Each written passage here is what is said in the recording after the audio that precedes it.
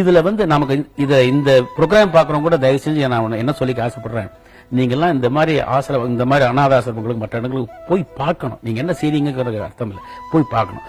பார்த்து உங்களுடைய பிறந்த நாள்னாக்க உங்களால முடிஞ்சுன்னா அந்த குழந்தைகள் 15 குழந்தைகள் 50 குழந்தைகள் ஒரே ஒரு சாக்லேட் வாங்கி கொடுங்க, முடிஞ்சா வாங்கி கொடுங்க. இல்லைன்னா போய் பார்த்து கொஞ்சம் சந்தோஷம் ஒரு சாக்லேட், கொஞ்சம் சௌரியமா இருக்கிறவங்க ஒரு ஸ்வீட் காரம் காஃபி வாங்கி கொடுங்க. இல்ல ரொம்ப சௌரியமா இருக்கும் ஒரு வேளை சாப்பாடு போடுங்க. அப்புறம் அடிக்கடி அங்க போயிட்டு யாரும் பார்க்க வரமாட்டாங்க, அந்த குழந்தைகளையோ அந்த நோயுற்றவர்களையோ கைகால் விளங்காதவங்களையோ இவங்களாம் பார்க்கறதுக்கு ஆளுங்களாம் வரமாட்டாங்க. நம்ம எல்லாம் எப்போது வேலைக்கு போனோம்னா கொஞ்சம் ஒரு 1/2 மணி நேரம் 10 நிமிஷம் பேசிட்டு இருந்தோம்னா they will feel happy.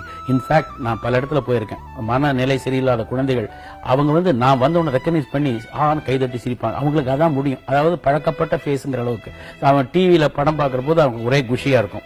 So அவங்களுக்கு டைவர்ஷன், அதை நம்ம போய் பார்க்கணும். இப்போ உங்களுக்காக மட்டும் உனக்காக மட்டும் சொல்லல, எல்லாருக்கும் அந்த டிவி பார்க்கணும் எல்லாருக்கும் சொல்றேன். அவங்க எல்லாரும் வந்து இந்த மாதிரி இந்த மாதிரி இடத்துக்கு அனாதாசமா போனாங்கன்னாக்க அவங்க அதை ஒழுங்கா நடத்துவாங்க. எல்லாரும் வந்து பாக்குறாங்க, நம்ம வந்து மக்கள் கண்ணில் பட்டுட்டு இருக்கோம், அதனால நம்ம ஜாக்கிரதையா நடத்தணும், ஒழுங்கா நடத்தணும் அப்படிங்கிற எண்ணங்கள் அவங்களுக்கு ஏற்படும். ஸோ ஒருத்தருக்கு ஒருத்தர் நல்ல அசோசியேஷன் ஏற்படும். மனித நேயங்கிறது ஒருத்தனுக்கு இருந்தா தான் அவன் வாழ்க்கையில சந்தோஷமா இருக்க முடியும்.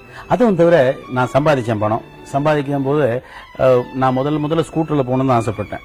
ஸ்கூட்டர்ல போகணும்னு ஆசைப்பட்ட போது கார் வாங்குறதுக்கு ரொம்ப யோசனை பண்ணேன்.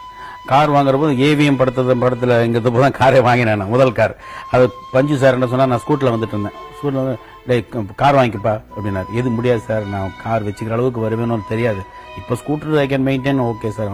ஹே நீ செத்தா பரவாயில்லப்பா, உன்னை வச்சு நான் 10 ப்ரொடியூசர் செத்துப்போம், அதுக்கு அவனுக்காக நான் சொல்றேன். அதாவது நான் படங்கள் நடிச்சிட்டு இருக்கேன், புதுசுக்கு ஏதாவது ஆயிடுச்சுன்னு சொன்னாங்க அந்த ப்ரொடியூசர்ஸ் அவசரப்படுவாங்க. அவங்க பல லட்சங்கள் அதில் முடைக்கிறாங்க இல்லையா. அதுக்கு அப்போ அவர் பஞ்சு சார் போது ஃபோர்ஸா தான் சொல்லுவார். அவர் சொல்ற வார்த்தைகள்லாம் நல்லதுக்கு தான் சொல்லுவார். அந்த மாதிரி ஒரு நினைக்கவே இல்லை இதெல்லாம் வரும், நான் அப்படிலாம் இருப்பேன். நம்ம 2-3 கார் வச்சிருக்கோம், நல்லபடியா வீடு கிட்ட வச்சிருக்கோம். பட் நமக்கு வரத கொஞ்சம் அள்ளி எடுக்கிறது, கொஞ்சம் கிள்ளி கொடுத்தா என்ன தப்பு கிடையாது.